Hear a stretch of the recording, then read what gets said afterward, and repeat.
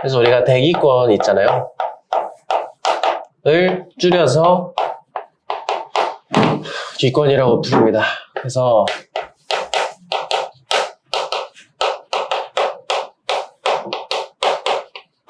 지구를 둘러싸고 있는 공기를 갖다가 대기라고 부르겠죠. 뭐 대기가 공기나 대기나 똑같은 말이니까 뭐 여기서는 뭐 크게 의미는 없고요. 이때 그 공기의 전체 영역을 우리가 줄여서 기권이라고 부르는 겁니다. 우리 중2 때 수권 했었잖아. 그런 것처럼 공기의 영역은 또 기권이라고 부르는 겁니다. 그래서 범위를 어느 정도 기억하시면 좋은데 지표면으로부터 약 1000km까지의 범위를 우리가 기권이라고 통상 부릅니다. 그럼 우리 공기가 지구 주변에 있는 근본적인 이유가 혹시 뭐예요? 중력 때문이죠. 근데 우리 중력은 만류인력이라고도 부르잖아. 만류인력은 거리가 가까울 때 세요? 멀 때 세요? 가까울수록 세잖아. 그러면은 지구 입장에서는 지구랑 멀어져 버리면 힘은 세지는 거야, 약해지는 거야? 높이 올라갈수록 중력이 약해지는 거잖아. 그러다 보니까 힘이 약해지면 공기가 그만큼 붙잡혀 있을 수 있는 힘이 적어지겠죠? 그래서 지표면으로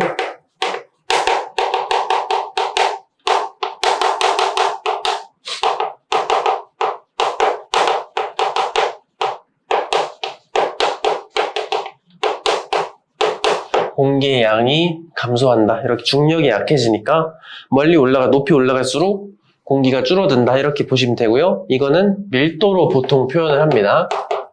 그래서 높이 올라갈수록 공기의 밀도가 감소하는구나. 이렇게 보시면 되겠죠. 왜요? 밀도 어떻게 계산해? 부피분의 질량인데요. 양이 줄어든다는 건 질량이 줄어드는 거랑 똑같잖아요. 그렇지? 그만큼 밀도가 감소하는구나. 뭐 이렇게 볼 수 있겠죠? 그래서 우리 굳이 그래프를 표현하면은 이런 식으로 표현을 합니다. 공기의 밀도예요. 높이. 왜 이렇게 글씨가 이상하지?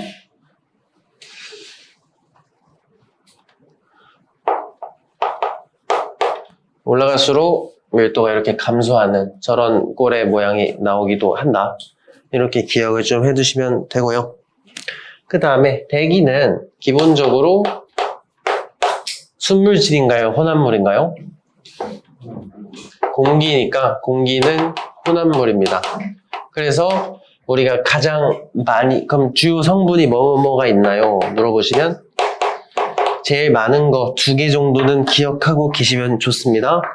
고등학교 때도 계속 나와요. 제일 많은 게 질소고요. 두 번째로 많은 게 산소.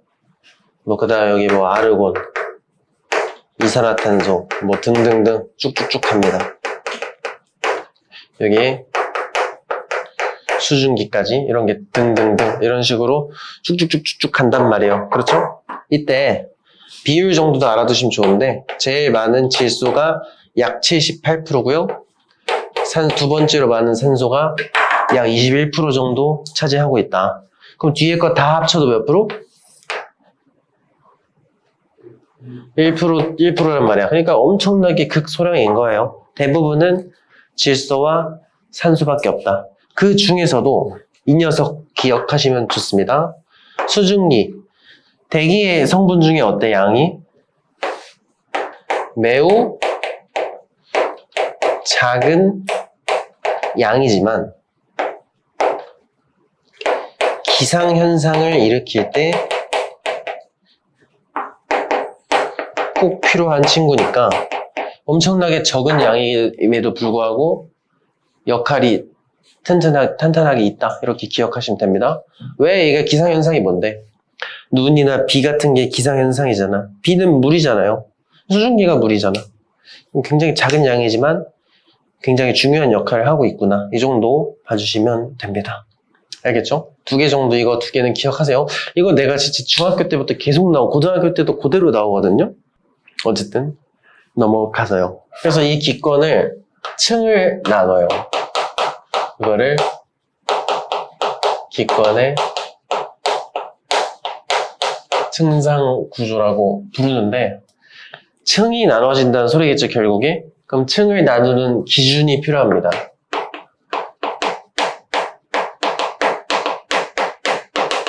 뭐가 될까요? 높이에 따른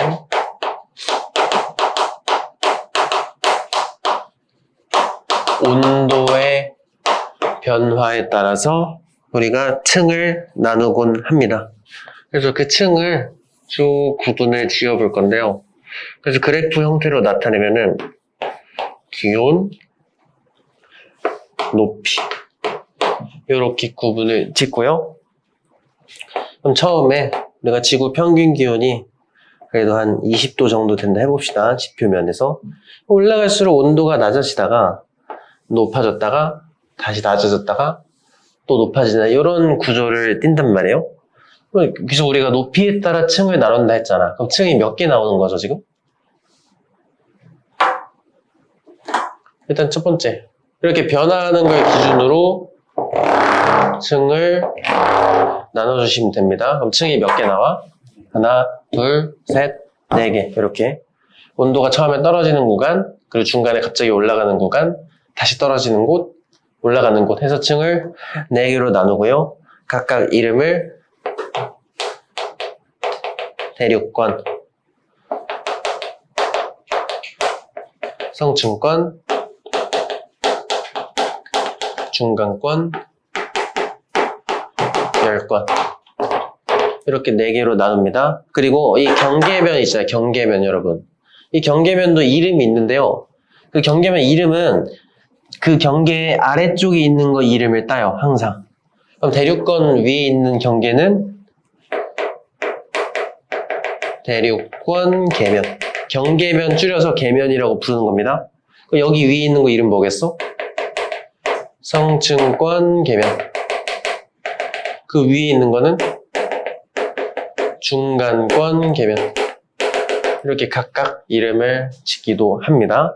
그 다음에 중간권 계면만 기억하셔야 될 특징이 있는데 기권 통틀어서 기온이 가장 낮은 곳이 중간권 계면인 곳입니다. 여기 보면은 온도가 가장 낮은 거 확인할 수 있죠? 중간권 계면 정도만 이런 특징이 있으니까 기억하시면 되고 나머지는 이름 정도만 알 수 있으면 됩니다. 열권 계면 있는 거야 없는 거야? 이런 건 없어요. 그렇게 봐주시면 되고 그거 이제 우리가 기억해야 될 게 뭐냐면 각각의 층에서 온도가 올라가는 이유, 내려가는 이유를 알아야 돼요. 일단 처음에 내려가는 이유는 뭐냐면 우리 햇빛을 받잖아요. 지구는 기본적으로 햇빛을 받을 거 아니야. 햇빛을 받다 보면 온도가 어떻게 되죠? 올라가겠지. 그럼 땅바닥에서도 열이 나온단 말이야. 땅바닥도 온도가 계속, 땅바닥도 온도가 있잖아. 우리 이렇게 온도를 가지고 있으면 뿜는 에너지를 뭐라 그러죠? 우리 열의 이동 방법이 3가지가 있잖아요. 그 중에서도 지구 표면도, 지표면도 온도를 가지고 있기 때문에 이에 해당하는 복사 에너지를 뿜게 돼 있어요. 이때 지구가 뿜는 에너지, 지구 복사 에너지라고 얘기를 합니다. 그럼 대륙권에서 온도 올라갈수록 높이가 떨어지는 이유는 뭐지? 올라갈수록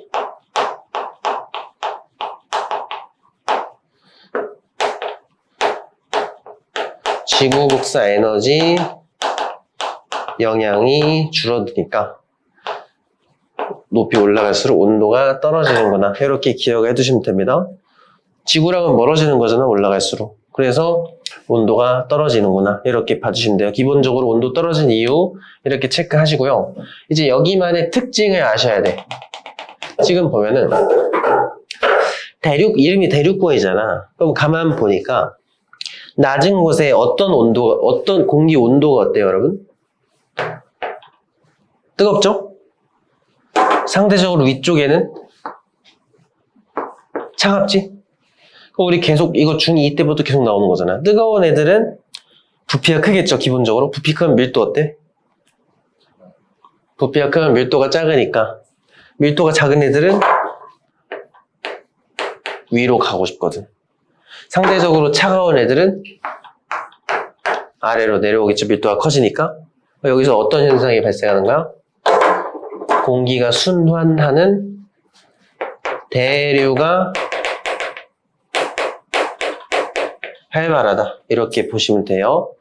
공기가 계속 막 도는 거잖아. 이렇게 공기가 막 도는 거를 우리는 불안정하다고 표현을 합니다. 가만히 있지 못하는 건 불안정한 거예요. 알겠지? 이렇게 대류를 활발해요. 두 번째로 여기에는 수증기가 대부분 여기에 분포를 해 있어요. 왜냐면 우리 수증기 마찬가지야. 중력이 아래쪽에 세다 보니까 수증기는 아래쪽에 많단 말이야. 양이 엄청 적었잖아, 아까 보니까. 근데 그 엄청 적은 양이 전부 다 여기에만 존재를 해요. 그렇지? 그럼 이렇게 공기가 대류할 때 뭐도 같이 대류한다는 소리예요? 수증기가 대류를 한단 말이야. 그럼 그 수증기가 대류하는 현상이 어떻게 표현이 되냐면 기상현상으로 나타납니다. 이렇게. 그리고 물이 증발하는 거야. 증발해서 비가 돼서 떨어지는 거야. 이런 식으로 물이 순환하는 현상이 발생하고요. 그거를 기상현상이라고 표현을 해요. 그래서 기상현상 조건 2개 기억해야 됩니다. 이 기상현상이 일어날 수 있는 조건은 일단 첫 번째, 당연하게도 수증기가 존재를 해야 되고요. 두 번째는 대류가 활발해야 됩니다. 그럼 대류가 활발하려면 아래쪽이 뜨겁고 위쪽이 차가운 그런 현상, 그런 환경이 조성이 돼야 된다. 이렇게 기억을 해두시면 되는 겁니다. 괜찮니? 대류권은 이 정도 기억해 두시면 되고요. 두 번째, 성층권입니다. 온도가 올라가는데 왜 올라가냐면 여기 약 20에서 30km 사이에 뭐가 존재를 하냐면 오존층이라는 친구가 존재를 한단 말이에요. 오존 혹시 화학식 알고 있나요? O3죠, O3? 혹시 모르니까 체크합시다. O3 이제 공기가 이제 산소가 변형이 돼가지고 저렇게 오존층이 형성이 돼 있단 말이야. 근데 이 오존층의 주요 역할, 오존층의 주요 역할을 기억해야 돼요. 자외선을 흡수하는 데 특화돼 있어. 자, 그럼 자외선을 흡수하면은 에너지를 흡수하는 거잖아? 그 에너지를 흡수하는 건데 그 에너지가 센 에너지야, 약한 에너지야? 굉장히 센 에너지란 말이에요. 그 에너지가 세버려? 온도가 어떻게 될까요? 높아질 수밖에 없는 겁니다. 그래서 성층권에서는 높이 올라갈수록 온도가 상승하는 그런 효과를 보는 겁니다. 근데 이런 게 궁금할 수 있어요? 근데 얘가 흡수하는 거 알겠는데 여기서 흡수하면은 이 근처가 제일 뜨거워야 되는 거 아니야? 올라갈수록 차가워지고? 그쵸? 근데 왜 얘는 여기가 중심인데 여기서 흡수했으면 이 주변이 제일 더워야 되는데 왜 여기서 멀어진 이쪽이 더 더울까? 이런 생각이 들 수 있어요. 이건 그냥 참고로만 알아두시면 이게 오존층 중심이고요. 실제로 오존층이 이렇게 넓게 퍼져 있어요. 알겠지? 사실 이 퍼져 있는 이 오존층의 가장자리에서 이미 흡수가 다 끝나가지고 여기가 제일 더운 겁니다. 근데 이런 건 몰라도 돼요. 그냥 오존층 때문에 올라갈수록 더워지는구나 정도만 기억을 해주시면 됩니다. 그래서 온도가 올라가는 이유, 오존층이 자외선 흡수해버리니까 이 정도 기억해 주시면 되고요. 그 다음에 지금 쭉 보면은 얘는 이제 구조가 어떤지 봐봐. 아래쪽에 차가운 공기 있고요. 위쪽에 뜨거운 공기 있잖아. 이래버리면 뜨거운 건 올라가려고 그러고 차가운 건 내려가려고 하면 여기서 공기 섞여 안 섞여? 2층에서는? 안 섞이잖아. 그렇지? 그래서 2층은 대류가 거의 일어나지 않습니다. 그럼 대류가 안 일어난다? 공기가 가만히 있는다는 소리예요. 이거를 안정적이라고 얘기해요. 공기가 안정적입니다.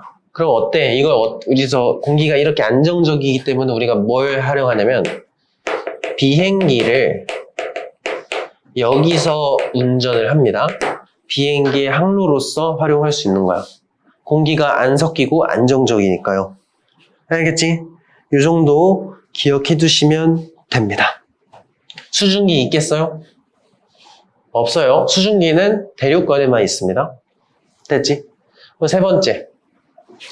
온도가 다시 떨어지기 시작한단 말이야. 온도 왜 떨어질까?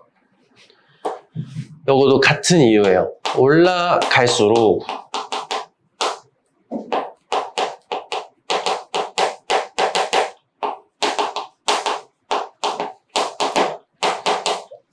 대륙권과 똑같은 이유입니다. 올라갈수록 지구 에너지의 영향이 줄어들어서 기온이 감소하는 겁니다.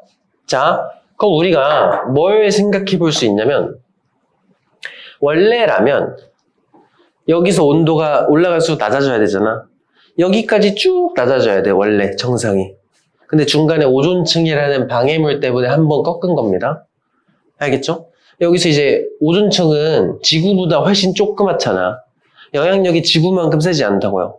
근데 영향을 여기까지밖에 못 벌치고 다시 이제 여기서부터 오존층 이제 영향 없을 때는 원래 하던 대로 지구랑 멀어지니까 올라갈수록 온도가 떨어지는구나. 이렇게 기억을 하셔야 됩니다. 괜찮니? 그럼 봐봐. 영향력. 아래쪽에 차가운 거, 뜨거운 거, 위쪽에 차가운 거잖아. 그럼 뭐 해? 대류를 하겠죠, 또? 아이고. 그래서 이 중간권에서도 대류가 매우 활발하다. 아까 말했죠? 대류가 활발하다는 건 공기가 뭐 하다? 불안정해버린다. 그렇지? 근데, 그럼 여기서 비 내릴 수도 있겠다. 하시면 돼요, 안 돼요? 안 됩니다. 왜냐면 이곳은 대류는 있지만 수증기가 없어서 기상현상은 불가능하다. 이렇게 봐주시면 돼요. 그 다음에 간헐적으로 이 중간권에서요, 유성이 관측되기도 합니다. 여기서 말하는 유성이란 게 뭐냐면 운석 같은 겁니다.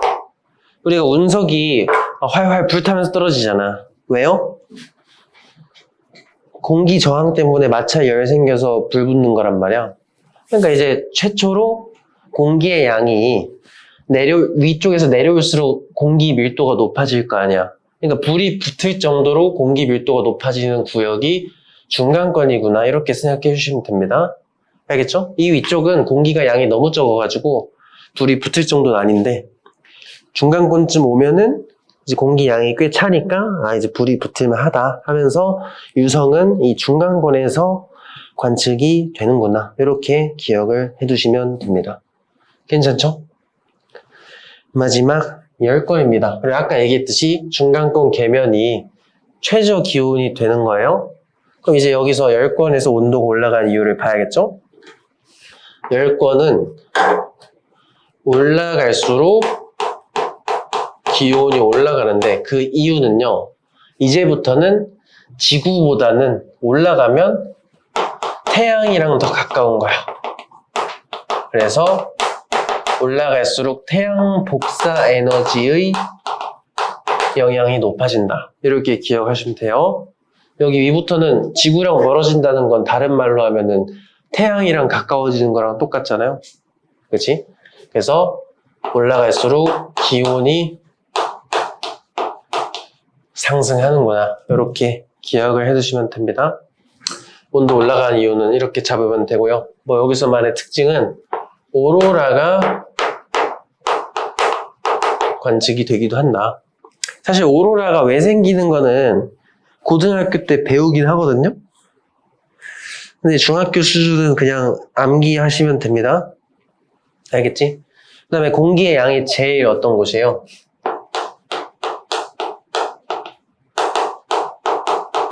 이제 지구랑 너무 머니까 공기의 양은 거의 없는 것만 못합니다. 거의 없어요.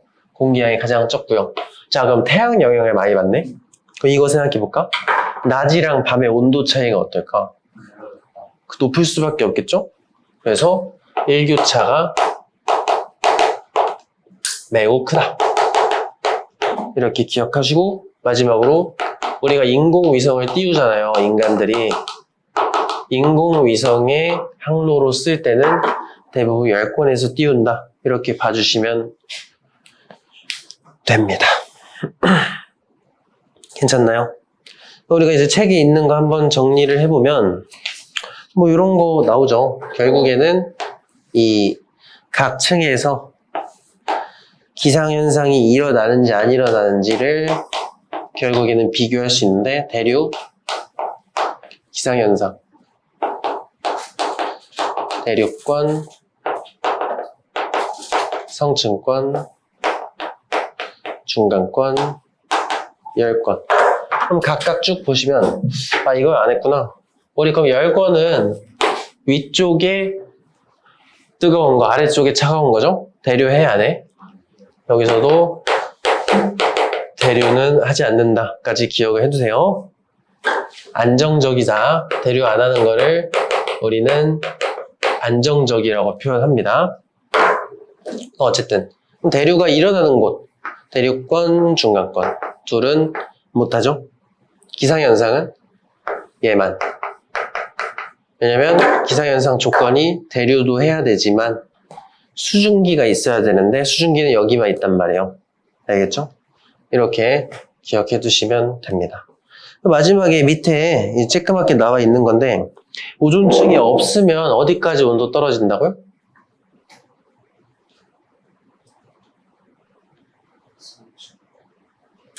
여기까지 한 번에 떨어집니다. 우리 온도 떨어진 이유를 체크해야 돼. 여기서 온도 떨어진 이유가 뭐라고요? 지구 복사 에너지 영향 때문에. 그러니까 지구가 원래 영향을 주는 곳이 여기까지인 거야. 알겠죠? 근데 중간에 성층권에서 오존층이 방해하니까 한번 꺾는 거예요. 그래서 만약에 오존이 없다면 오존이 없는 세상에서 이 층을 나눠보면은 층이 2개밖에 안 나오겠죠. 맞니? 오존이 없는 세상은 이렇게 층이 하나, 둘 이렇게 2개만 나온다. 올라갈 때 왜 떨어져? 지구 영향 다운. 왜 올라가? 태양 영향 증가. 이렇게 기억하시면 됩니다. 넘어가도록 하죠. 오른쪽 문제 한번 풀어봅시다. 그 학교 스타일에 따라서 여러분들이 이 수치를 외워줘야 될 수도 있는데 참고로 적어드리면 각각의 높이는요. 여기는 약 11km, 여기가 한 성층권 계면이 50 맞나? 50 50 맞죠? 나 여기 80. 아까 기권 전체 높이가 1000km라 그랬죠? 복사 평형 할 건데 우리 복사 한번 봅시다. 우리 기본적으로 복사가 뭐냐면 물체에서 에너지가 직접적으로 이동시키면서 열을 전달하는 방법. 에너지가 그때 중2 때 어떻게 얘기했었냐면 빛의 형태로 보내는 현상을 복사라 그런다 그랬었죠? 맞니? 이때 우리 빛이긴 빛인데 눈에 안 보이는 이 빛을 뭐라고 부르죠? 자외선은 너무 세고요. 적외선입니다. 그래서 대부분의 물체에서 내보내는 복사열은 적외선의 형태로 방출이 된다 이렇게 보시면 되죠. 그래서 그때 중2 때 어떻게 나왔었냐면 우리 사람 몸에서 나오는 복사열 감지하는 카메라를 뭐라고 불러요? 적외선 카메라라고 부르죠? 왜? 적외선을 감지하는 카메라니까. 사람 몸에서 적외선이 나오니까. 그렇지? 어쨌든 그 정도 기억하시면 되고요. 이 복사열은 기본적으로 뭐가 높으면 많이 나오냐면 물체의 온도가 높을수록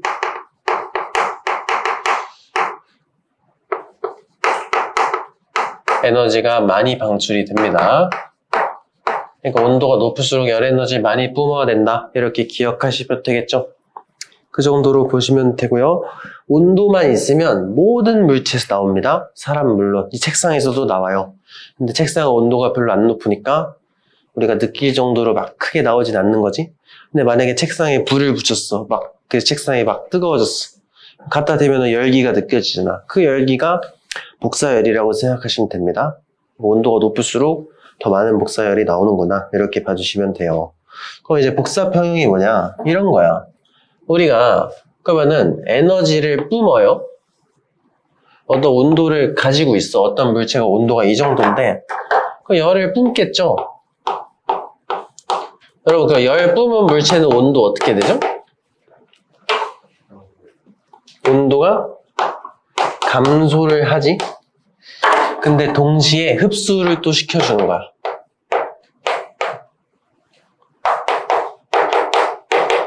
그 흡수하면 온도 어떻게 되죠? 증가를 하잖아. 그러니까 흡수하고 방출하는 게 동시에 발생한다고 보시면 됩니다. 됐지? 그럼 우리가 흡수하는 열 에너지랑 내보내는 열 에너지 이거 두 개를 비교를 할 거예요.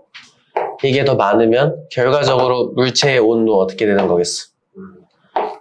올라가는 겁니다. 반대로 내보내는 게 더 많으면 온도가 감소를 하겠죠. 똑같다면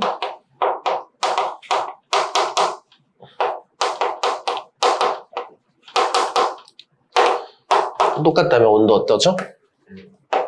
온도가 일정할 텐데 이렇게 흡수하는 복사열과 방출하는 복사열이 똑같아서 온도가 일정한 상태를 우리는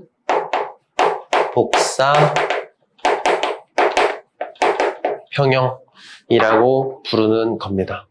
알겠죠? 그럼 우리가 살고 있는 지구는 복사평형 할까요?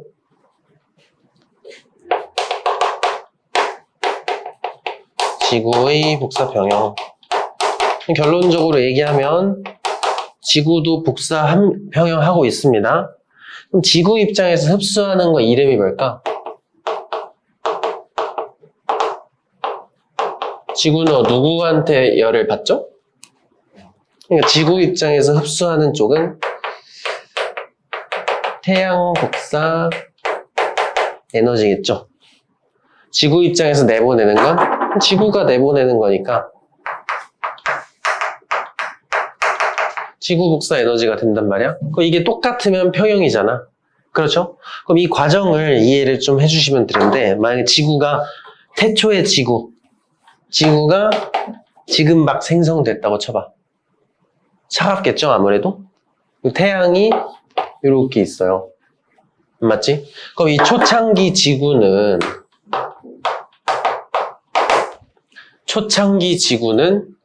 당연히 누가 더 많겠어? 흡수하는 게 많겠죠? 그렇지? 그럼 이때는 이건 초창기 지구입니다. 초창기 지구에서는 당연하게도 흡수하는 양이 많을 수밖에 없겠죠? 그럼 이때 지구 기온은 어떻게 되지? 올라가요, 내려가요? 지구 기온? 올라가겠죠, 당연히? 맞아. 얘가 올라가면은 그럼 지구 온도가 높으면 높을수록 뭐가 많아져? 얘가 많아져? 얘가 많아져? 이것 때문에 이거가 높아지면 높아질수록 지구가 내보내는 양이 많아지지 않겠어? 그러니까 이 작업이 반복되면 얘 때문에 얘가 높아진다고요.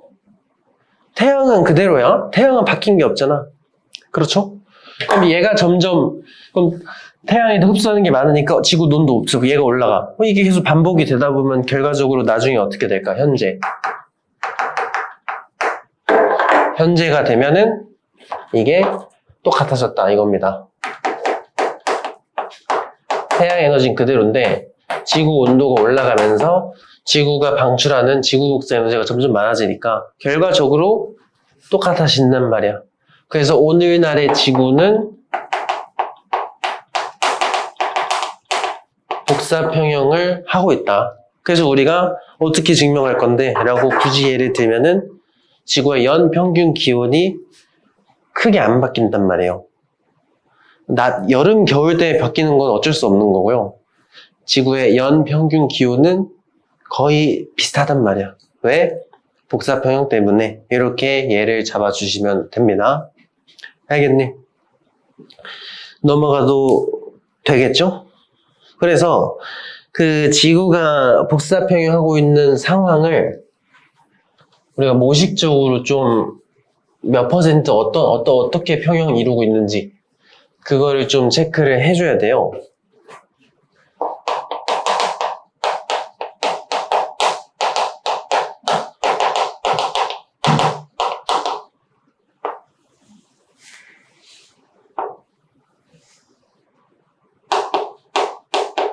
대기권, 지표면, 태양. 이건 오늘날의 태양이, 오늘날입니다. 오늘날. 이미 복사평형하고 있다는 게 결론이에요. 그러면 태양에서 100%를 쏴봐. 태양에서 지구로 쏘는 거를 100이라고 가정해 봅시다. 그럼 그 100 중에 몇 퍼센트가 지구로 들어오냐면, 이것도 결국에 적외선, 뭐 여기에는 사실 자외선, 적외선, 가시가 다 섞여 있습니다. 근데 이제 빛 종류가 일단 빛이다 보니까 반사가 일어나요. 그래서 몇 퍼센트가 반사되냐? 이 수치를 여러분이 암기를 하고 있어야 됩니다. 이거는 이 공기에서 반사되는 애들이 있고 바닥까지 들어와서 흡수되지 못하고 튕겨나간 애들이 있단 말이야. 결과적으로 이 튕기는 애들이 합쳐서 30 정도 됩니다. 그럼 지구로 들어온 건 몇이죠? 70이 되는 거예요. 그러면 이제 70 중에 일부는 지표로 꽂히고 일부는 대기 흡수가 됩니다. 이 중에 일부가 자외선이 그 오존층 흡수되는 그거 생각하셔도 괜찮아요. 이때 대기 흡수되는 양이 약 몇 퍼냐면 20%가 대기 흡수되는 거고요. 나머지 50%는 지구 표면에 땅에 흡수된다. 이렇게 봐주시면 됩니다. 괜찮지? 그럼 이제 복사평형을 하고 있으니까 우리가 퍼센트 한번 계산해 봅시다. 흡수한 거, 방출한 거. 흡수한 게 결론적으로 몇 퍼죠? 흡수한 거 70입니다. 70. 지구 자체가 흡수한 거 계산하는 거야. 알겠죠? 지구 대기, 지구 표면 둘 다 합쳐서 70이니까 흡수한 게 70이면 돼요. 그럼 나간 게 몇이어야 복사평형 했다고 볼 수 있겠어? 70이면 돼요. 그래서 이 숫자를 70에 맞춰주기만 하면 돼요. 그럼 나갈 때 모양을 모식적으로 그려보면 땅에서 바깥으로 나가는 게 있겠죠? 그 다음에 대기도 바깥으로 쏘잖아. 그치? 그럼 우리가 사실 고1 넘어가면 고1이나 지구가 원 정도 가면은 이 세부적인 거 몇 퍼인지 다 계산시켜요. 근데 우리는 중3이잖아. 결론만, 맛만 보고 가면 됩니다. 이거 두 개 합친 게 몇 퍼면 되는 거야? 이거 두 개 결과적으로 지구 밖으로 나간 게 70이면 된다. 이것만 알고 있으면 돼요, 이거는. 알겠지? 그 정도 봐주시면 되고요. 이제 뒤에 요거 있죠? 이거가 문제인데, 지금 보면은, 대기는 어떻게 보면 공중에 떠 있는 거 아니야? 얘가 방출하는 거는 모든 방향으로 쏘기 어떻게 한 방향으로만 쏘진 않을 거 아니야? 열은 모든 방향으로 쏘니까 지구 밖으로도 쏘는데 지구 안으로 다시 되돌리는 친구가 하나 나와요. 그치? 그럼 빠져나가야 되는데 밖으로 못 나가는 거잖아. 그래서 이것 때문에 어떤 현상이 발생하는데 온실 효과라는 거에 원인이 되는 친구가 이 친구 때문입니다. 지구 밖으로 열을 내보내야 되는데 내보내려고 했는데 다시 안으로 쏴주잖아. 그렇죠? 이것 때문에 온실 효과의 원인이 된다. 까지도 일단은 기억해 두시면 되고요. 일단 중요한 거는 지구는 복사평형을 하니까 나가는 거 다 합쳐서 70이면 된다. 왜? 들어온 게 70이니까. 여기서 다루는 메인 주제는 이 친구가 돼요.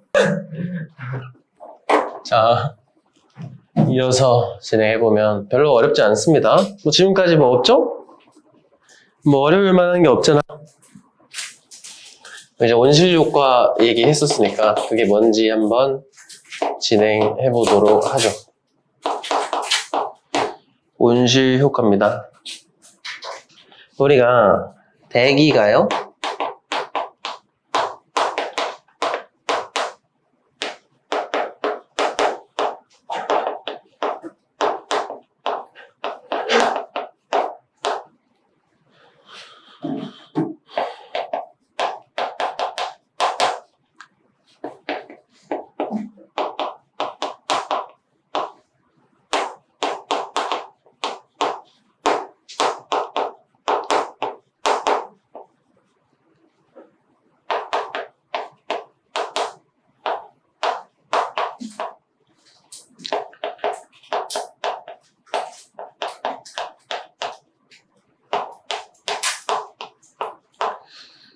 자, 이렇게 적습니다.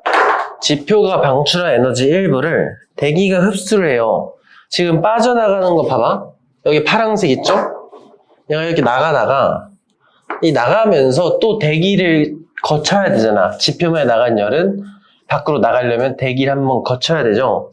이 거치는 과정에서 지표면에 나온 지구 복사 에너지의 일부를 대기가 또 가져간다고요. 그치? 그 다음에 이 가져나간 걸 밖으로 나가면 상관없는데 공중에 떠 있다 보니까 또 안쪽으로 쏜단 말이야. 맞지? 그러니까 어때? 빠져나가야 될 게 안 나간 거죠, 결국에. 그래서 여기 머금고 있다가 나가는 거야. 이 머금는 과정에서 지구의 기온이 올라간다고요. 열 에너지를 머금고 있으면 온도가 높아질 거 아니야, 자연스럽게. 그쵸? 그래서 이런 현상을 온실 효과라고 부르는 거예요. 알겠죠? 이제 뭐 이 정도만 딱 알고 있으면 중학교 수준에서는 문제가 전혀 없습니다. 어쨌든 결과적으로는 온도가 높아진다 이렇게 보시면 돼. 그러니까 이거는 복사평형을 하는 거야, 안 하는 거야? 이게 헷갈리게 만드는 게 복사평형하는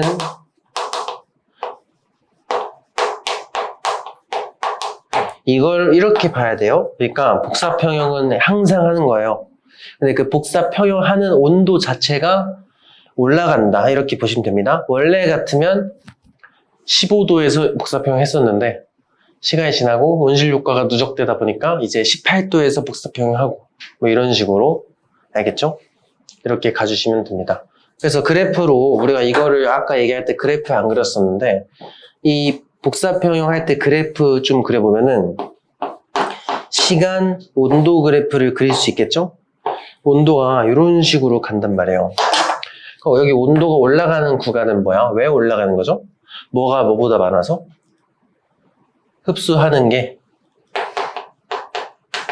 흡수하는 친구가 방출하는 친구보다 많으니까 온도가 올라가는 거고요. 아까도 얘기했지만 온도가 높아질수록 내보내는 게 많아지잖아. 그럼 내보내는 게 많아지다 보면은 언젠가는 두 개가 똑같아진다. 이때부터 복사평형이다. 이렇게 얘기하는 겁니다. 어쨌든 그래서 이렇게 근데 온실효과 이 과정에서 지구에서는 온실효과라는 현상이 일어나는 이렇게 가다가 뺏기고 다시 뱉는 이것 때문에 더 높은 온도에서 복사평형을 하는 현상을 온실효과 이렇게 부르는 겁니다. 이렇게 결국에 대기에서 열을 가져가는 거잖아. 그럼 이 대기의 성분 중에서도 온실효과를 좀 더 잘 발생시키는 애들이 있어요. 얘네들이 세 가지 나오는데 기억을 하셔야 됩니다. 그 친구들을 온실기체라고 부릅니다. 온실효과의 주범들이라고 보시면 돼요. 세 가지가 있어요. 수증기, 메테인, 이산화탄소 이렇게 세 가지가 지구 복사 에너지를 잘 흡수하는 친구들이라고 보시면 됩니다. 여기서 이렇게 뺏기는 이유가 얘네 때문이다 이렇게 기억하시면 되고 이 세 가지는 반드시 암기를 해두셔야 됩니다. 알겠죠? 그러니까 우리가 지구가 진짜 복사평형을 그러니까 온실효과의 효과를 체감하기 위해서 어디랑 비교를 많이 하냐면 지구와 달을 비교를 많이 해요. 왜냐면 달은 뭐가 없어요? 달에는 대기가 없거든요. 그래서 달이랑 비교하면은 온실효과가 진짜 있나 없나 비교를 할 수 있겠죠? 그럼 지구의 경우는 흡수한 에너지를 이렇게 내보내는 과정에서 대기가 한번 가져갔다가 다시 지표로 재방출하는 온실 효과 때문에 평균 기온이, 지구의 연평균 기온은 약 15도 정도 됩니다. 그쵸? 그럼 달의 경우는 어떤가?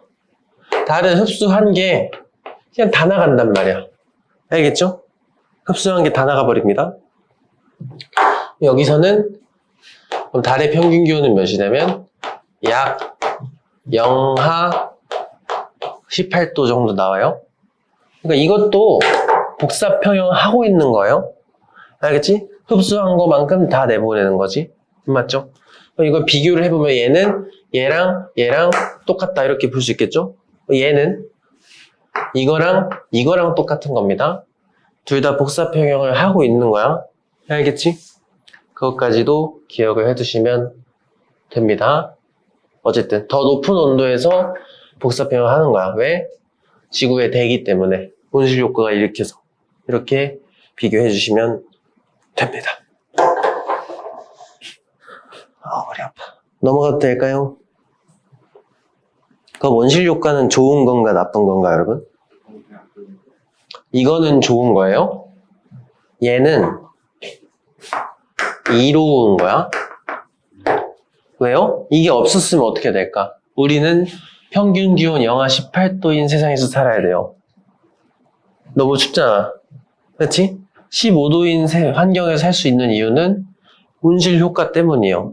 그럼 우리가 왜 나쁘다고 알고 있을까? 이 녀석 때문 아닐까? 지구 온난화. 자, 우리가 뭘 지구 온난화라고 하냐면 온실 기체의 양이 너무 많아져가지고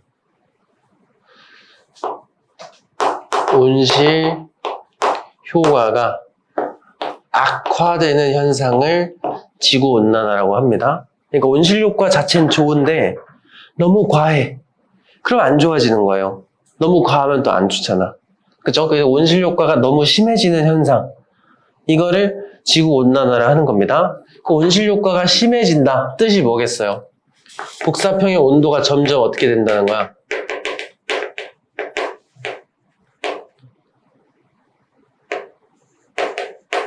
점점 더 높은 온도에서 복사평을 해버리니까 지구가 날이 가면 갈수록 계속 더워진다. 이렇게 봐주시면 되겠죠? 이거를 구분을 하셔야 됩니다. 괜찮나요? 그럼 이 온실 효과의 주범은 누구냐면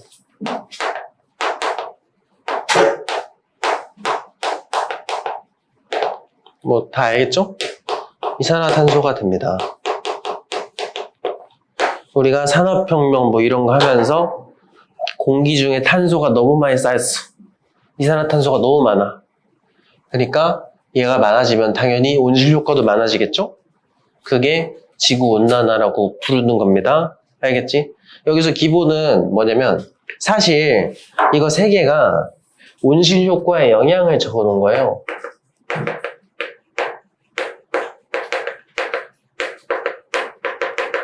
그러니까 온실 효과 자체는 수증기가 제일 세. 그쵸? 근데 왜 지구온난화 주범은 그러면 수증기가 아니고 이거지?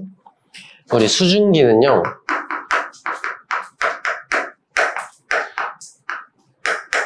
과거에 비해 양 변화가 없어요. 얘는 바뀐 게 없어. 그러니까 원래 딱 좋았을 때 그때 그대로란 말이야. 근데 왜 심해졌을까?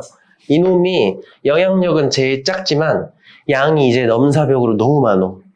양이 너무 많으니까 얘 때문이지. 양이 너무 많으니까 물량으로 영향을 끼칠 정도로 양이 너무 많아지니까 지구온난화의 주범이 되는구나. 이렇게 기억을 해주셔야 됩니다. 괜찮나요? 됐지? 같은 이유로 메테인도 마찬가지야. 온실 효과 자체는 메테인이 더 영향이 많아요. 근데 메테인 또한 양 변화가 그렇게 크지 않기 때문에 양 변화가 그렇게 크지 않아가지고 그렇게 기억해 주시면 됩니다. 괜찮니? 넘어가도 될까요? 수증기가 물이에요. 수증기가 물이죠? 공기 중에 있는 물을 수증기라고 하는 거지? 근데 어. 이산화탄소랑 물 만나는 거 반응하지 않아요? 뭐 되는데? 뭐 되는, 뭐 되는데? 이게 메테인이랑 물들 산소 되는 거 아니에요? 메테인이랑 산소? 딱 생각이 들어요. 근데 화학 반응이 같이 있다고 무조건 일어나나? 발열이냐 흡열이냐에 따라서 또 다르잖아요. 그런 조건이 맞춰져야 화학 반응을 할 수 있는데 그런 조건이 안 갖춰졌나 봅니다.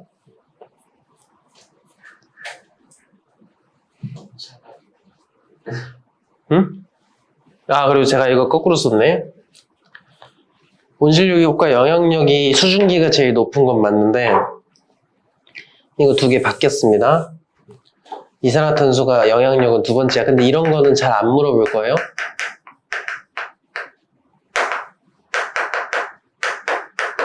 알겠죠? 어쨌든 중요한 건 이게 아니고 요거. 알겠지? 이산화탄소 양이 너무 많다. 요거를 기억을 해두시면 됩니다. 그래서 실제로 사람들이 이제 진짜 이산화탄소 때문인지 막 궁금하니까 이것저것 연구를 할 거 아니에요. 그래서 이제 대기 중에 이산화탄소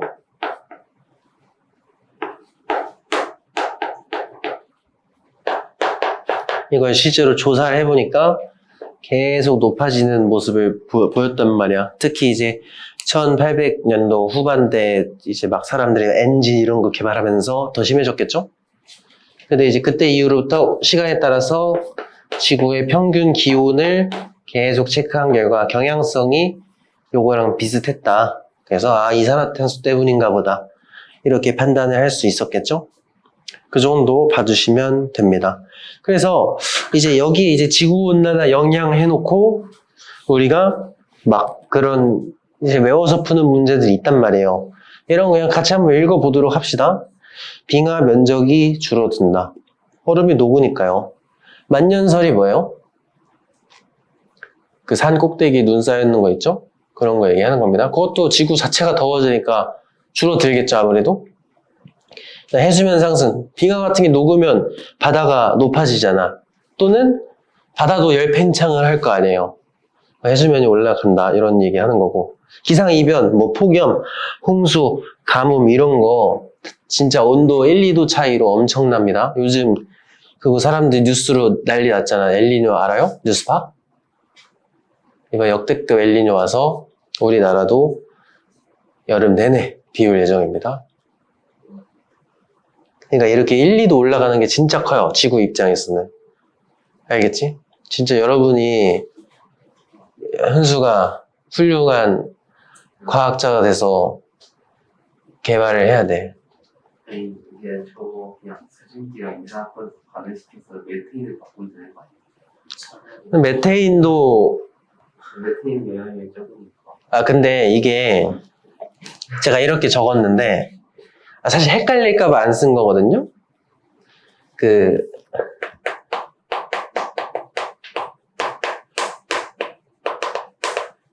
분자 한 개 영향력은 또 메테인이 더 높아. 그러니까 이산화탄소가 메테인보다 많아서 전체 영향은 얘가 높은 거고 한 개 1대1 비중이면 얘가 더 세요. 이거 내가 헷갈릴까봐 얘기 안 한 건데. 이거 과학적 있습니다.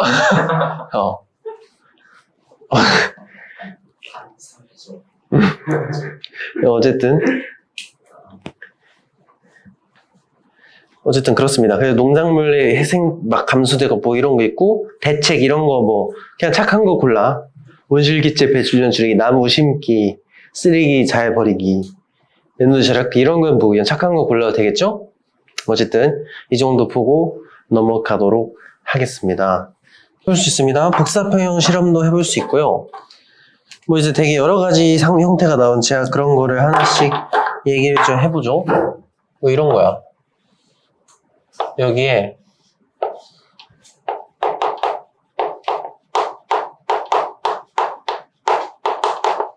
검은색 알루미늄 놓고요. 이쪽에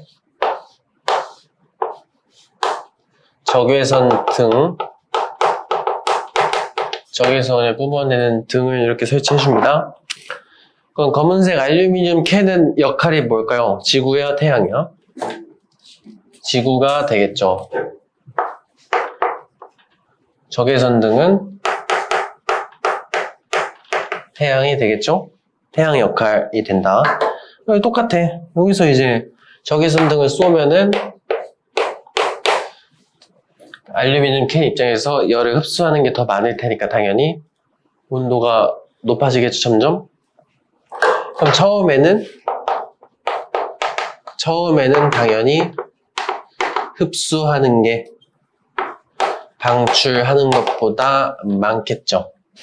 그러면 캔의 온도가 상승을 합니다. 근데 온도가 올라가면 얘가 많아질 거 아니야. 그치? 온도가 올라가면서 이게 높아진단 말이에요. 그렇죠? 높아지다 보면은 똑같아지겠지. 그렇죠? 이게 똑같아지는 순간부터 온도가 일정해지고 우리가 복사 평형이란 거를 확인할 수 있겠다. 그래서 문제에서 이렇게 그림처럼 표 형태로 제시를 해주면은 약 20분부터는 온도가 48.8에서 안 바뀌잖아요. 20분부터 복사 평형이구나. 이렇게 우리가 알아낼 수 있는 거겠죠? 그래서 그래프로 표현해보면 뭐 이렇게 숫자를 줬을 땐 좀 더 자세하게 그리면 이런 식으로 그려야 되겠지만 요거 같은 경우는 그냥 이런 식으로 보통 이렇게 많이 그려주겠죠? 이때부터 복사 평형이구나. 이렇게 봐주시면 되겠지. 근데 약간 변화를 줘서 만약에 이 적외선 등을 좀 더 가까운 곳으로 옮겨요? 어떻게 될까? 그래프 모양이. 일단은 흡수하는 양이 처음에 어떻게 돼 있어요?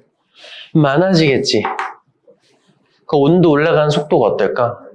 더 가파르게 올라갑니다. 그 온도가 가파르게 올라가면 온도가 가파르게 올라가고 얘가 내보내는 것도 가파르게 같이 많아질 거 아니야. 그럼 최종적으로 결론이 뭐냐면 복사평형에 도달하는 시간도 짧아지고요.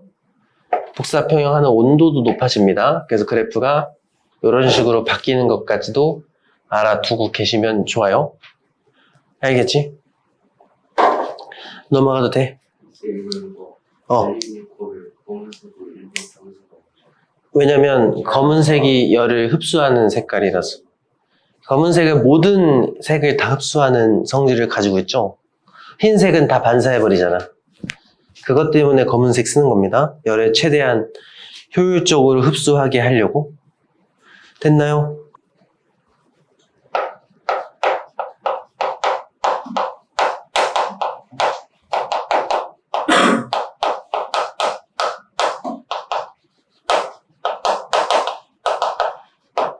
위도별 에너지 불균형.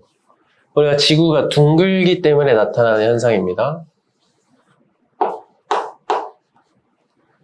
태양이 이렇게 들어오겠죠? 그럼 우리 햇빛, 비교적 햇빛은 평이하게 들어옵니다. 왜냐면 태양 입장에서 지구는 진짜 조그맣거든. 그렇죠? 그렇다 보니까 지구 입장에서 햇빛은 평행하게 들어온다고 가정하는 거예요. 지구가 태양에 비해 너무 작으니까. 그럼 봐봐. 그럼 들어오는 태양 에너지는 여기나 비슷비슷하단 말이에요. 그렇죠? 그럼 똑같이 10씩 들어온다고 쳐봐. 양을. 근데 여기는 이 10이란 에너지를 이 지역만큼 나눠 갖겠죠? 그렇지? 그러니까 뭐 10명에서 나눠 가진다고 쳐볼게요. 그러면은 인당 1이잖아. 맞니? 10명 정도 산다고 치면은. 근데 반면에 이렇게 고위도 지역은 어때요? 이렇게 햇빛을 받는단 말이야. 그렇죠? 여기는 100명이 산다고 쳐봐요. 한 명당 0.1 들어오는 거잖아. 그렇지? 그렇다 보니까 위도에 따라서 흡수하는, 그러니까 이제 평당, 동일한 면적당 흡수하는 에너지 양이 차이가 난단 말이에요. 이쪽은 비스듬하게 들어오다 보니까요. 그래서 위도에 따라서 에너지 불균형이 일어납니다. 그거를 그래프로 나타내 보면은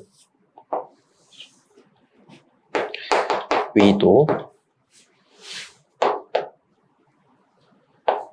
에너지.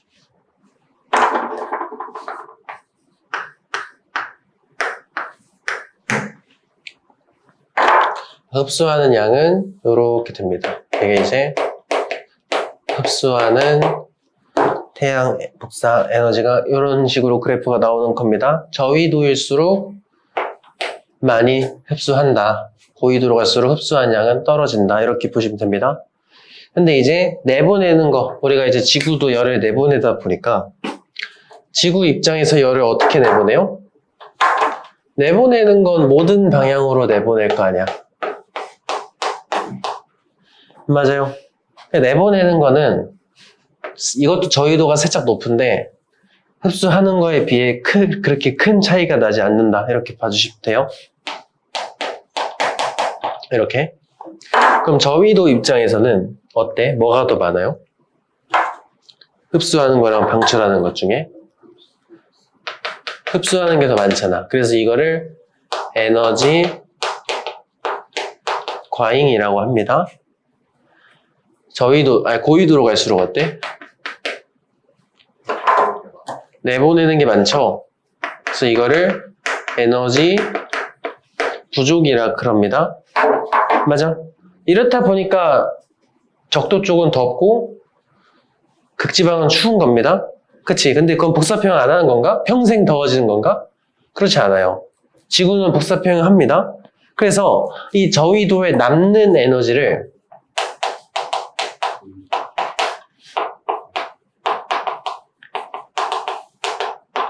고위도로 운반을 해줘야 돼요. 알겠죠? 여기서 에너지를 이제 수송을 해준단 말이야, 수송을. 이렇게 보내주는 역할을 해줘서 평균을 맞추는 거예요. 온도가 계속 더워지지 않게. 그러니까 적도라고 해서 온도가 계속 올라가진 않잖아. 평균 기온이 있을 거 아니야. 그 맞춰주는 역할을 누가 해주냐면 대기와 해수가 해주는 겁니다. 이거는 고1 때 좀 더 자세히 나와요. 알겠지? 어쨌든 이 대기와 해수가 이 지구 평균을 어느 정도 맞춰주는 역할을 해서 지구가 복사평형 하는구나. 이렇게 결론 내시면 됩니다. 사실 이렇게 세부적으로 보면은 평형 안 된다고도 볼 수 있겠지만 전체적으로 보면은 결국에는 평형된다. 이렇게 기억해 주시면 돼요. 그래서 우리가 대기 속의 수증기라고 하는데 아까도 얘기했지만 대기라는 건 혼합물이잖아요. 그렇죠? 그럼 그 대기에 가장 많은 게 뭐 질소 있을 거고 산소 있을 거고 뭐 아르곤, 이산화탄 등등등 있을 거 아니야?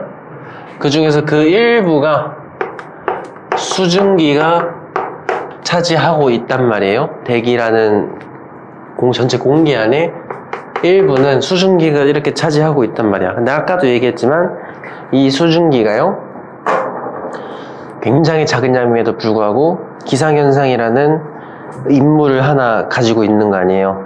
그렇지? 그래서 그거를 이제 얘기를 하는 파트입니다. 가만 보면은 이 수증기 얘기하면서 빼놓을 수 없는 게 뭐냐면 증발과 응결이란 거를 우리가 비교를 좀 할 수 있으면 좋은데, 증발은 뭐죠? 물이 물 표면에서 수증기로 변해서 날아가는 현상을 증발이라 그러죠? 그럼 이 증발의 반대말이 수증기가 다시 물로 되돌아가는 현상을 응결된다, 이렇게 얘기합니다. 그래서 이거 두 개도 이따 한번 다뤄볼 거고요. 그럼 아까 다시 원래대로 돌아가서 어쨌든 이 공기 안에 수증기가 이렇게 들어있는데 꼭 꽉 차 있을 수 없어요. 우리가 특정한 공기 안에 가득 채울 수 있는 수증기의 양은 정해져 있다고 보시면 됩니다. 그래서 이런 거야. 자리가 딱 정해져 있는 거야. 그러면은 우리가 그에 따른 상태를 보통 두 가지로 나눠요. 또 포화 상태와 불포화 상태. 자, 그럼 포화 상태는 뭐냐면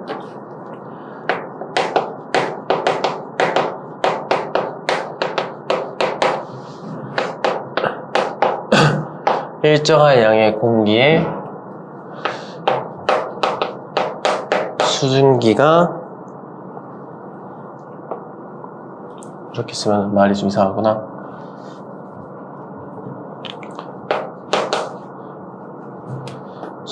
공기가라고 하는 게 낫겠다. 공기가 수증기를 최대로 포함하고 있으면 포화 상태라고 합니다. 꽉 차 있다는 소리겠죠? 자기가 원래 그 차지하고 있던 그 자리만큼 가득 채운 상태, 이런 거를 포화 상태 이렇게 얘기하고요. 그럼 불포 보겠어. 일정한 연기에 일정한 양의 공기가 수증기를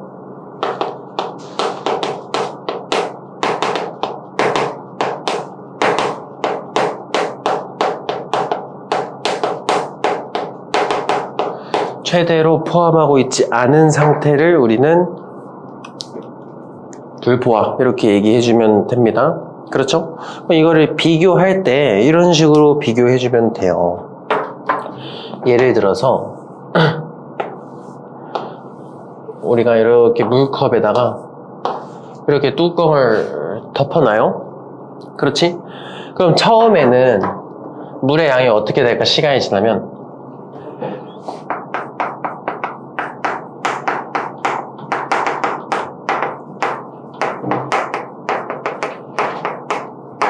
감소를 했겠죠? 이유는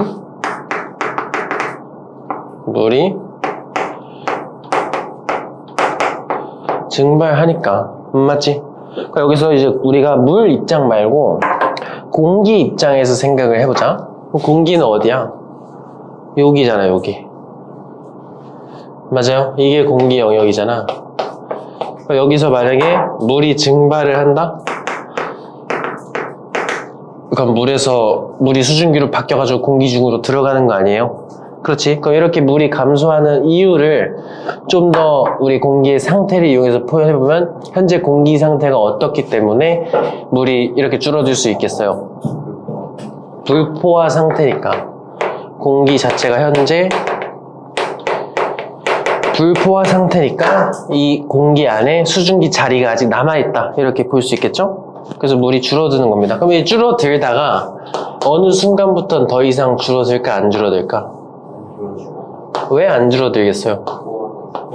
그렇지, 물이 줄어들다가 더 이상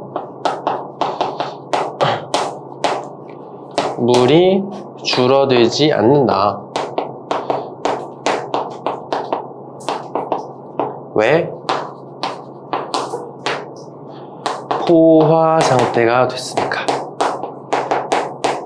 이제 공기 입장에서 그려보면은 이제는 꽉 찼다 이겁니다. 포화가 돼버려가지고 더 이상 수증기가 들어올 자리가 없다.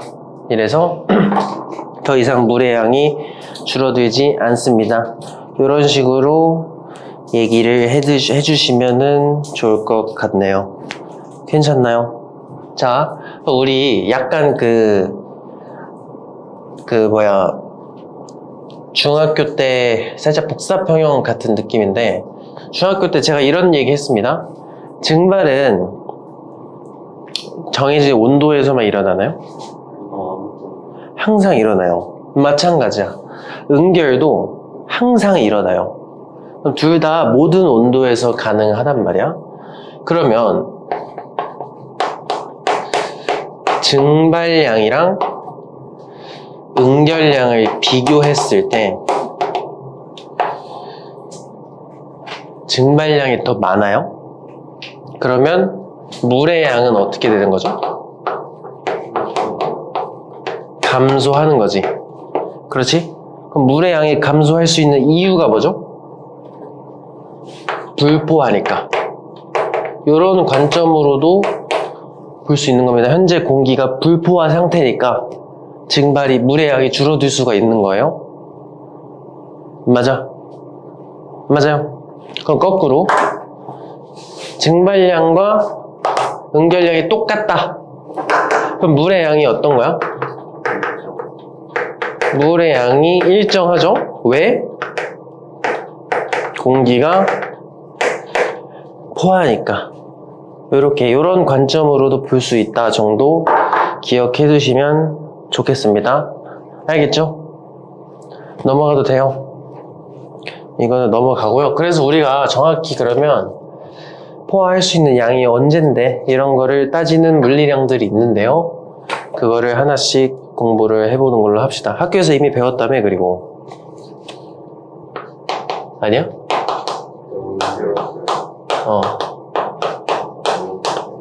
그래요. 포화 수증기량. 자, 뭐냐면 공기 1kg에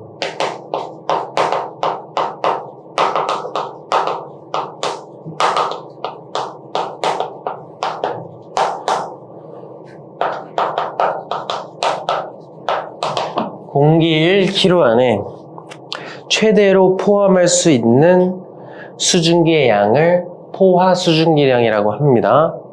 알겠죠? 자, 그럼 다른 말로 하면 뭐야? 최대로 들어갈 수 있는 양이 수증기량이잖아. 그럼 최대로 들어간 상태를 뭐라 그래요? 포화 상태라고도 하잖아. 그러니까 다른 말로 하면 똑같은 말인 거예요. 똑같이 공기 1kg에 공기 1kg인 포화 상태 공기에 포함된 수증기량. 뭐 이거나 그게 그 말입니다. 그렇죠? 이런 거를 포화 수증기량이라고 해요. 그럼 단위. 용해도랑 비슷한 단위 써요. 그램 퍼 킬로그램이라는 단위 씁니다. 이거의 의미는 그냥 그렇게 받아주시면 돼. 만약에 숫자가 30이다. 30g 퍼 킬로그램이다. 이거는 공기가 1kg라면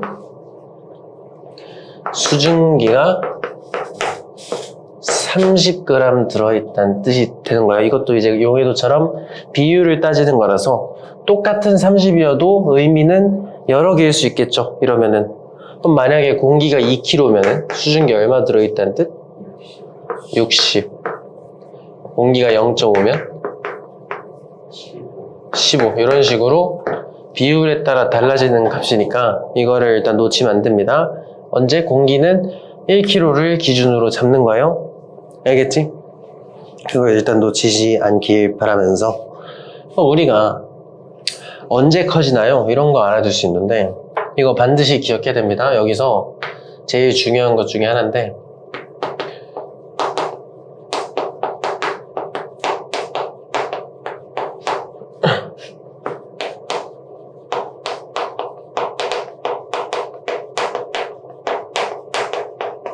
온도의 영향을 받아요. 온도가 높으면 그냥 그렇게 생각할 수도 있겠죠? 온도가 높아? 그러면 공기가 좀 커질 거 아니에요. 부피가 증가하겠지. 열팽 팽창하니까. 그만큼 수증기 자리가 많아진다. 뭐 이런 느낌으로 받아주시면 좋겠습니다. 그래서 온도가 높을수록 올라가는구나. 이렇게 기억을 해 주시길 바라고요. 우리가 이제 실제 숫자들을 보면서 어떤 식으로 판단하면 되는 건지 연습을 좀 해보도록 합시다.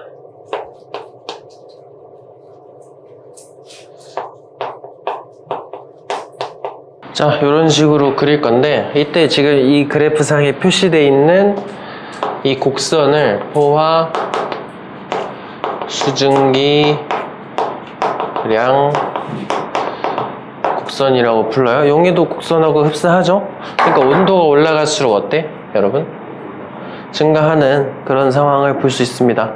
그럼 우리가 실제 공기의 상태를 얘가 포한지 불포한지 이런 거를 판단을 시켜요. 그럼 그런 거를 어떻게 판단하나 한번 보자.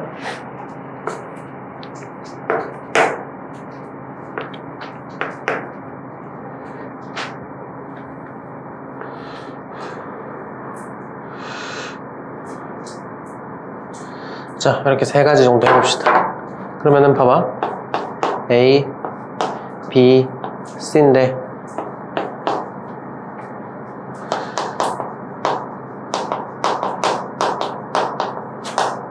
자, 이렇게 제가 지금 하얗게 쓴 거는 이 두 개는 실제 값이야, 얘들아.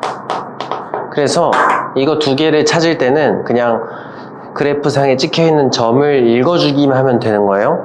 그럼 A는 기온이 몇 도죠? 20도가 되겠죠? 맞아? 수증기량은요? 쭉 읽어주면 됩니다. 14.7g입니다. 이렇게 가주면 돼요. 그럼 얘가 포화인지 아닌지 판단하고 싶어요. 그때 우리가 뭘 찾으면 되냐면 여기서 포화값 있죠? 포화 수증기량을 이용해서 찾아주면 되는 거예요. 맞니? 그럼 포화 수증기량이 몇인지 어떻게 알아? 포화 수증기량은 온도 보고 찾으면 돼. 이 곡선이 포화 수증기량이잖아. 우리가 20도일 때 포화 수증기량이 몇이죠? 14.7g이 되잖아. 그럼 포화 값이랑 실제 수증기가 똑같네요. 이런 걸 뭐라 그래요? 들어갈 수 있는 만큼 다 들어가 있는 거네. 이런 상태를 포화 상태입니다. 이렇게 불러주면 되겠죠? 그럼 B 한번 봅시다. B는요, 기온이 몇 도죠?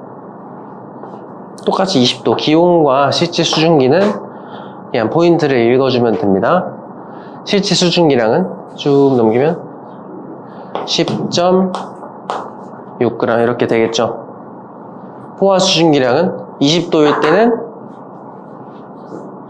14.7이잖아. 그렇지? 그럼 뭐가 더 많아요? 포화가 더 많네? 그럼 어떻게 해야 돼? 무슨 상태라고 볼 수 있어? 더 들어갈 수 있잖아. 불포화. 이렇게 그려주면 되겠죠. 한 번만 더 연습할 겸 C는 온도가 몇 도죠? 30도. 실제 수증기량은 10.6입니다. 포화 수증기량은 몇인데? 여기 쭉 올려서 30도일 때 포화 수증기는 27.1입니다. 이것 또한 포화가 훨씬 많으니까 불포화네. 이렇게 가주면 되겠지. 그러면은 B를 포화로 만들고 싶어요. 방법이 몇 개가 있을까? 두 가지가 나옵니다. 첫 번째 방법은 뭐야? 그렇지. 온도를 몇 도까지 낮추면 될까요? 15도까지 낮춰주면 그래프가 이렇게 될 거 아니야. 그렇지? 그러면은 B를 포화로 만들 수 있겠죠? 또는 수증기를 얼마 추가해주면 돼?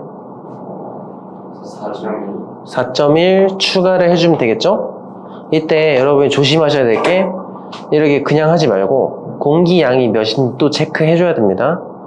만약에 문제에서 공기양이 5래요. 그걸 실제로 얼마 넣어줘야 올라갈 수 있는 거죠? 공기양이 5kg야.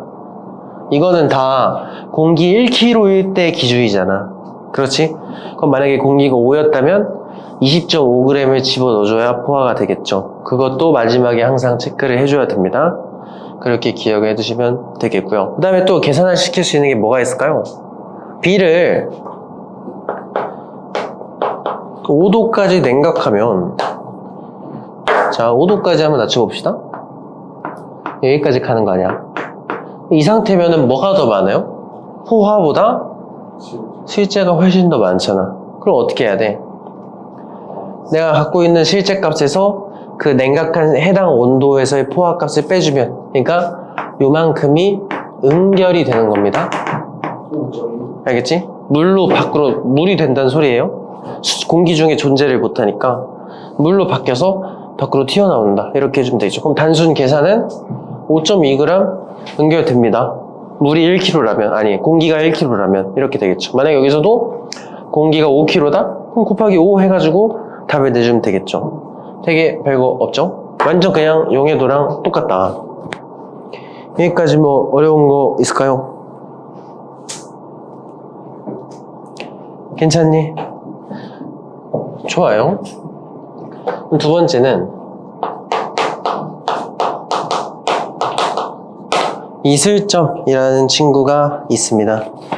이슬점 같은 경우는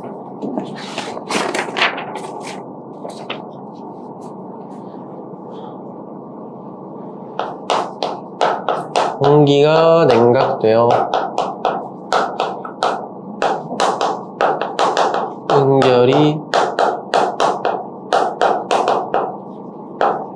응결이 시작되는 온도를 갖다가 우리가 이슬점이라고 부르는 거예요. 맞지?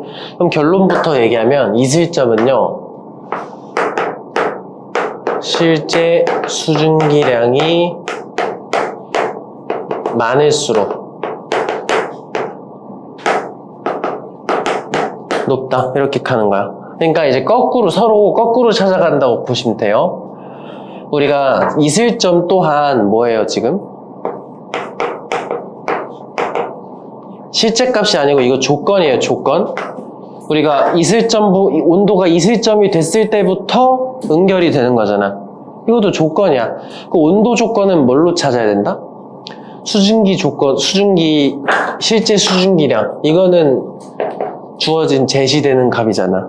이걸 이용하면 이슬점이 찾아지는 거고요. 기온은 실제 값이잖아. 기온이란 실제 값으로는 수증기량 조건인 포화 수증기량 찾을 수 있다. 이렇게 서로 거꾸로 뒤집어 찾는 거예요. 수증기량은 온도로 찾고 온도는 수증기량으로 찾고 이렇게 거꾸로 찾아간다고 보시면 됩니다. 그럼 실제로 그런지 봐봐. A는 이슬점이 몇 도죠? 이슬점이 언제야? 이거를 냉각하다 보면은 이렇게 좌우로 왔다 갔다 하겠죠? 그럼 만약에 A가 불포화였다면 여기서 시작할 거 아니에요. 언제부터 응결이 시작돼? 20도. 그러니까 얘는 이슬점이 20도다. 이렇게 봐주시면 되고요. B는요?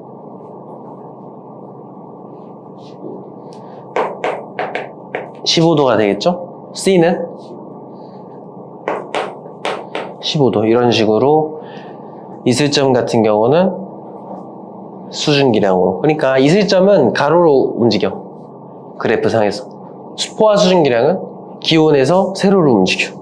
이렇게 찾아서 곡선에 걸치는 곳이 각각 포화 수증기량 이슬점. 이거다. 이 정도만 이렇게 기억해 두시면 좋겠습니다. 괜찮니? 뭐 별로 어렵지 않죠? 아닌가? 됐죠? 이제 우리가 기온과 포화 수증기량 관계라고 해가지고 조금만 더 정리를 해보도록 하죠.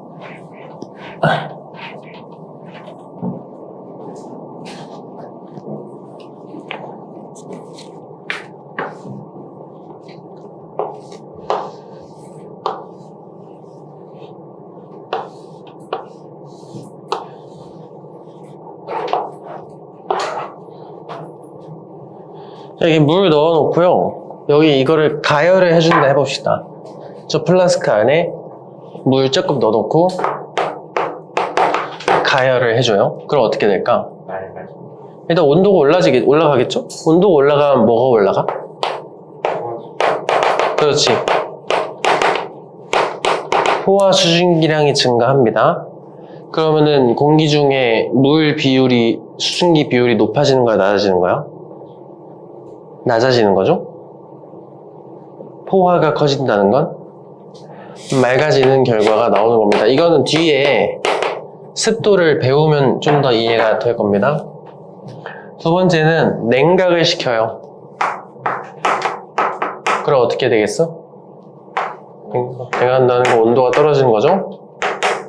그럼 포화는 감소를 하는 거고 흐려진다. 이렇게 써주면 되겠지? 별거 없습니다. 됐나요? 넘어가도 될까? 자, 방금 얘기했던 거. 기온은 뭐랑만 상관있다고요? 포화 수증기량만 상관있어요? 실제 수증기량은 뭐랑 상관있다고? 이슬점. 이렇게만 상관있는 거야. 그러니까 얘네 둘만 관계가 있는 거고요. 이쪽도 위쪽만 관계 있는 거야. 얘랑 얘는 무상관이야. 이거랑 이것도 상관없어요. 예, 무조건 이거 서로한테만 영향을 주는 거야. 다른 거 아무 상관없어요.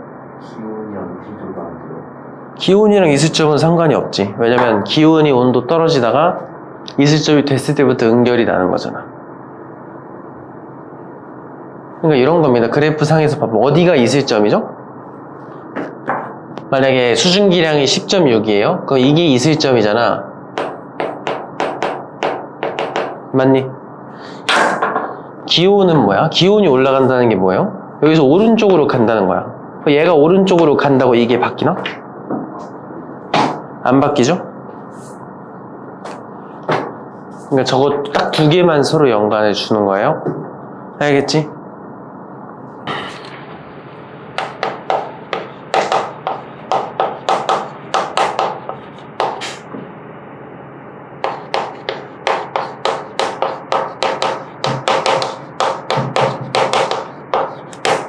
공기의 습한 정도를 상대 습도라고 합니다. 언제 습할까? 뭐가 많으면 습할까요? 수증기가 많으면 습한 거예요. 그러니까 너무 간단하게 어떻게 계산하냐면 그냥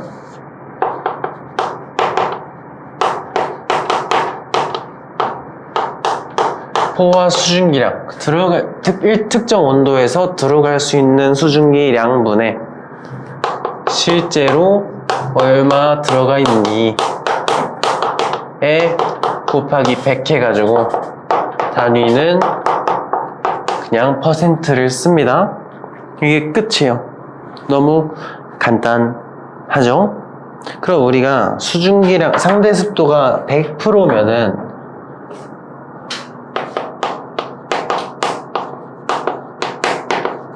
자, 상대 습도가 만약에 100%가 되려면은 어떤 조건이면 되죠? 그치? 포화 상태. 포화라는 거죠. 그럼 이거를 수식적으로 표현해보면 실제 값하고 포화 값이 똑같으면 되는 겁니다. 그 온도로는 이슬점이랑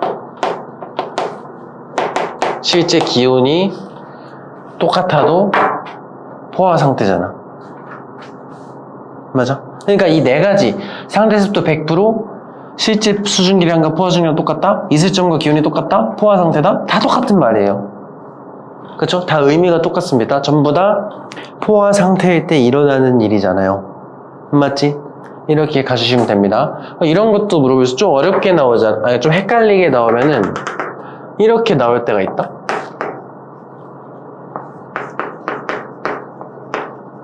기온이 이슬점보다 조금 더 높아요? 포화니? 불포화니?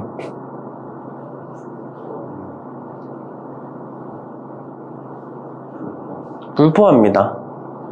자, 근데 만약에 헷갈리잖아? 그럼 이렇게 하면 돼. 기온은 뭐랑 똑같아? 포화. 우리 기온으로 포화 찾는 거잖아. 맞아? 이슬점은 뭐로 바꿀 수 있죠? 실제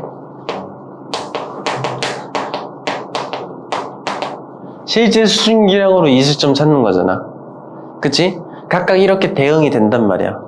그럼 결과적으로 포화 수증기량이 더 많다는 뜻이 돼요. 그럼 불포화인 것도 알 수 있겠죠? 헷갈리면 이렇게 바꿔 찾는 거야. 그러니까 얘가 얘로는 절대 못 바뀌어요. 얘는 얘랑만 바꿀 수 있고요. 얘는 얘랑만 바꿀 수 있어. 알겠지? 계속 얘기하는 거죠, 요게. 이거를 헷갈리지 않고 이것만 연습 잘 하면은 이 파트는 계산 실수만 안 하면 됩니다. 괜찮나요? 이렇게 되면은 불포화가 된다는 소리야.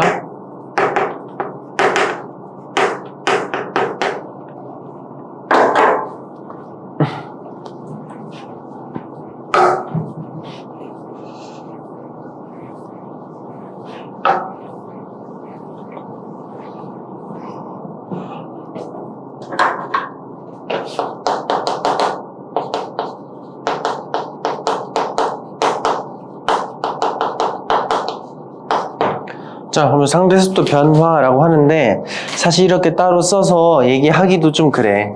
너무 간단하거든요. 우리가 이제 만약에 기온이 일정하다. 그러면은 습도를 계산할 때 식이 어떤 식으로 바뀌는지 봐봐요.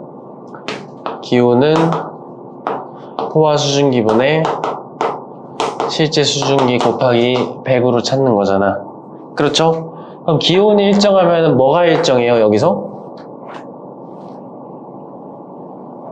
포함이요. 그러니까 분모가 일정하다는 뜻이 되잖아. 그렇지? 이러면 실제 값이 많으면 습도도 자연스럽게 올라가겠죠. 이렇게 찾으면 됩니다. 괜찮니? 두 번째는 그럼 뭐 이슬점이 일정하다. 이걸 돌려 말하는 겁니다, 지금. 만약에 이슬점이 일정해, 그럼 뭐가 일정하다는 말이랑 똑같죠? 그렇지.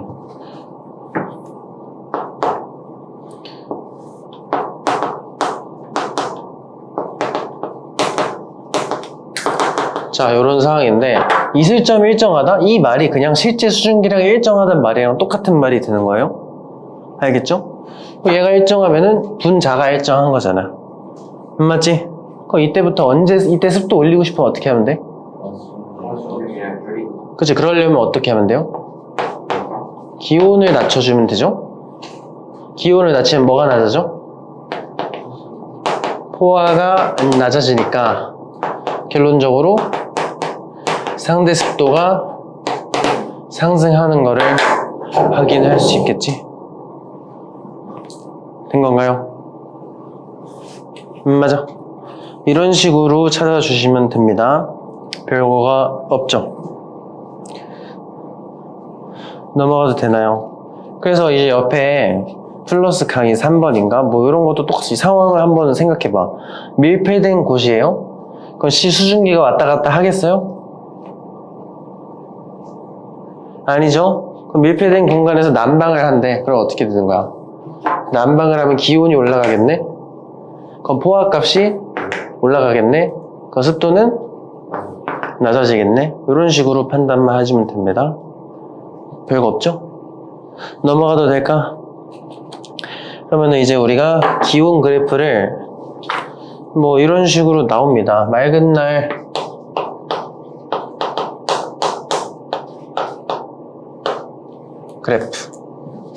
그래프 보고요. 뭐가 뭔지만 맞출 수 있으면 됩니다.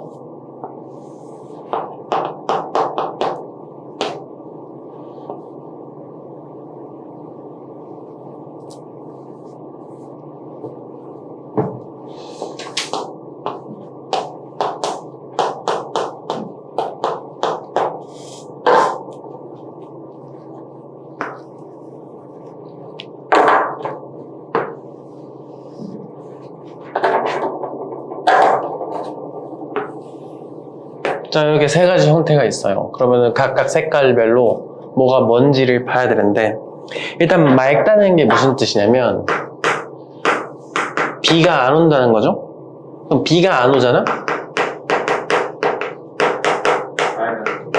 수증기량이 일정합니다.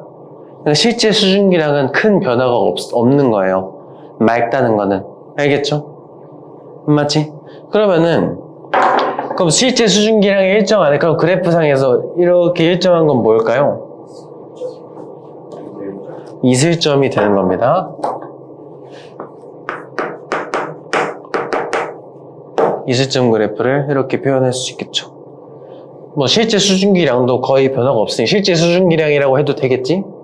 정확한 수치를 준 건 아니니까요. 그 다음에 그러면은 나머지 두 개는 뭐 기온 또는 포화 수증기량 습도인데, 점심이 높은 게 뭘까요? 기온이 되겠죠? 보통 점심때가 가장 덥잖아. 하루를 기준으로 봤을 때. 그럼 기온이 높다? 그럼 기온이 높을 때 낮고 기온이 낮을 때 높은 거 뭐가 있을까? 상대 습도가 되겠죠. 왜요? 지금 상황이 어떤 상황? 비가 안 와가지고 수증기량 일정하다. 그러면은 습도가 기온이 낮으면 포화 수증기량이 작고 대신에 습도가 높아지는 그런 상황이니까 그래프를 보고 각각 모양이 뭐뭐뭐 뜻하는지 이렇게 알려주면 되게, 당연히 다짜고짜 하지 말고 이렇게 그래프 그려놓고 각은 이슬점 또는 기온 또는 상대 습도다 이렇게 알려주고 찾아라 이렇게 하는 거지. 알겠지? 그 정도 알려주니까 여러분들이 보고 판단해주면 됩니다. 만약에 비 오는 날은 그래프가 어떻게 될까요? 거꾸로라기보다는 비가 오면은 얘가 갑자기 팍 뛰어요. 이놈이 갑자기 이렇게 팍 뛰면은 비 오는 날이구나 하시면 됩니다. 알겠지? 그래서 책에 있는 그림 그리면서 한번 우리가 한번 찾아볼까? 비 오는 날만 따로 그려볼게.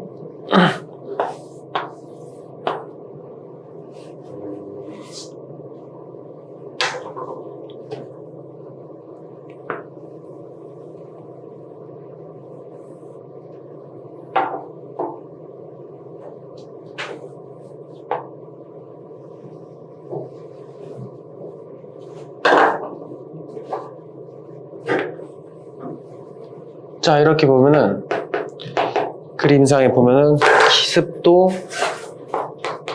기온, 이슬점이 됩니다. 기온하고 이슬점이 큰 차이가 안 나고 좀 높이 치솟아 있으면 비 오는 날이라 생각하면 돼요. 맞아? 포화니 지금? 지금 포화 상태인가? 아니죠. 왜 아니야? 기온이 살짝 더 높잖아. 맞아. 그럼 기온이 살짝 더 높다는 게 뭐야? 기온이 있을 점보다 살짝 더 높으면 포화가 실제보다 살짝 더 많다는 거예요. 그래서 포화는 아니야. 그럼 습도는 몇 %일까? 100%일까? 100% 아닐까? 100 안 됩니다. 그래서 한 90몇 되는 거야. 95% 이런 식으로 가는 겁니다.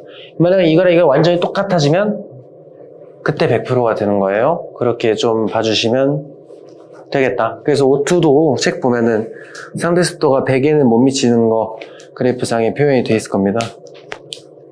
맞니? 넘어가도 될까?